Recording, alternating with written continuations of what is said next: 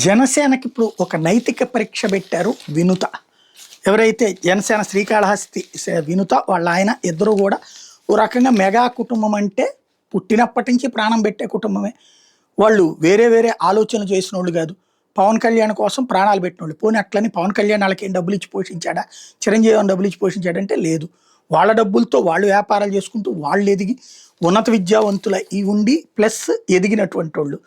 సంస్కారయుతంగా బిహేవియరే ఆమెకి ఆభరణంగా మారింది.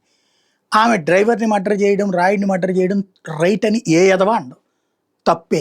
కాకపోతే ఏం జరిగింది ఈ విషయం ఇప్పుడు పూర్తిగా ఆల్రెడీ మొన్ననే అప్పుడే చెప్పారు ఏం జరిగింది అన్నటువంటిది. వినుత ఎప్పుడైతే తెలుగుదేశం అభ్యర్థికి పోటీ అవుతుంది అనుకున్నారో అప్పటి నుంచి ఆమెను టార్గెట్ చేస్తూ వచ్చారు. సోషల్ మీడియాలో నెగిటివ్ పోస్టులు ఎన్ని పెట్టినా జనసేన దాన్ని వైసీపీ అనేటటువంటి కోణంలో చూపించే ప్రయత్నం చేసింది, కానీ తెలుగుదేశం అని నమ్మలేదు. చివరికి వాళ్ళు వినుత దంపతులే చెప్తున్నా పట్టించుకోలేదు. చివరికి వినుత వాళ్ళ దగ్గర ఓ రకంగా చెప్పాలంటే వాళ్ళ ఇంటి మనిషిలాగా కలిసిపోయినటువంటి రాయుడిని చివరికి డబ్బులు ఆశ చూపెట్టి 30 లక్షలు ఇస్తామని చెప్పి 2 లక్షలు అడ్వాన్స్ ఇచ్చి అమ్మాయికి ఎవరెవరితో మాట్లాడుతోంది, ఏం మాట్లాడుతుందని ఎప్పటికప్పుడు ఇన్ఫర్మేషన్ తీసుకుని ఆడియో రికార్డులు చూసుకుని దానికి అనుగుణంగా వ్యూహం పని అమ్మాయికి ఆ టికెట్ రాయకూడదు. ఎందుకంటే శ్రీకాళహస్తి టికెట్కి చాలా తిప్పలైంది. జనసేనకి ఆ టికెట్ ఖరారని చెప్పేసి ఫైనల్ దాకా వచ్చింది, కానీ చివరి నిమిషంలో సీన్ మారి మళ్ళీ అతనికి వెళ్ళింది.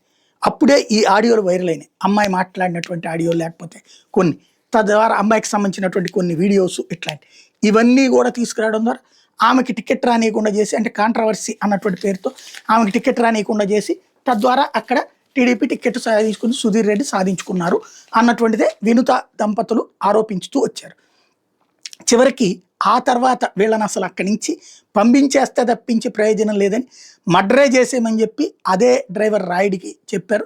2 సార్లు అతనే చంపబోయాడు, కానీ తిట్టేశారు తప్పించి వాళ్ళు ఏం చేయలేదు. చివరికి అమ్మాయి వాళ్ళ ఆయన కలిసి ఉన్నటువంటి విజువల్స్ను కూడా తీసేనాడు అన్నటువంటి విషయం తెలిసాక, అది కూడా ఒక వీడియో తీస్తున్నప్పుడు తెలిసాక పట్టుకున్నారు. ఆ తర్వాత అతన్ని బంధించి కొట్టారు. కొట్టినప్పుడు అతను అసలు విషయాలు చెప్పాడు ఇది అని చెప్పేసి. ఇప్పుడు అసలు నైతిక పరీక్ష ఏంటంటే ఇదంతా రైటా రాంగా మనం జడ్జ్ చేయలేము, కానీ వాళ్ళు చెప్తున్న రూట్లో అయితే రైట్గా కనిపిస్తుంది, వీళ్ళు చెప్పే రూట్లో రాంగ్గా కనిపిస్తుంది. ఇప్పుడు ఆ వినుత దంపతులకు సంబంధించిన దాంట్లో అసలు అంశం ఏంటంటే సుధీర్ రెడ్డికి అనుకూలంగా ఉన్నటువంటి జనసేనలోనే ఉంటూ సుధీర్ రెడ్డికి అనుకూలంగా పనిచేసి పెట్టేటువంటి కొట్టే సాయి ప్రసాద్కి శ్రీకాళహస్తి ఆలయ చైర్మన్ ఇచ్చారు మొన్ననే. అంటే సుధీర్ రెడ్డి ఓకే చేస్తే ఇచ్చి ఉండాలి. అంటే జనసేనలో అతను ప్లస్ చంద్రశేఖర్ అనే ఇద్దరూ కలిసి జనసేనలో ఉంటూనే జనసేనకి వెన్నుపోటు పొడిచి ఈ అమ్మాయిని దెబ్బతీసే కుట్రలో సుధీర్ రెడ్డితో చేతులు కలిపాడు అన్నది తాజాగా రాయుడు వీడియోని బట్టి తెలుస్తూ ఉంది. బట్ అసలు వినుత విషయంలో అంటే పిల్లకి సమస్య వస్తే నేను అంతరిక్షానికైనా వెళ్తానని చెప్పినటువంటి పవన్ కళ్యాణ్ సుగాలి ప్రీతి విషయంలోనూ దెబ్బయింది. పోనీ ఆమె పార్టీ కార్యకర్త కాదు, తర్వాత ఏదో చివరికి సిబిఐ దర్యాప్తున్నారు, ఇంకా అదేంటి అనేది తేలేదు. ఇక్కడ ఈ విషయంలో సొంత కార్యకర్తని ఇంతగా హింస పెడితే, ఇంతగా అరాచకం చేస్తే, చివరికి మర్డర్ చేస్తే కానీ బ్రతకలేని పరిస్థితి వచ్చింది అంటే అది వాస్తవంగా మర్డర్ని ఎవరు సపోర్ట్ చేయరు. కానీ అలాంటి సిచ్యుయేషన్ వస్తే కూడా సరే వాళ్ళకి ఏ న్యాయం చేయలేకపోయాం, బహిష్కరించాం, బాగానే ఉంది.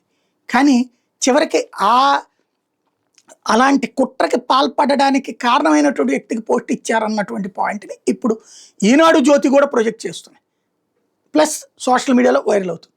ఇప్పుడు ఇది నైతిక ప్రశ్న, కరెక్టేనా పవన్ కళ్యాణ్ తన ఆడవాళ్ళకి రక్షణ కల్పించగలరా అన్నటువంటిది.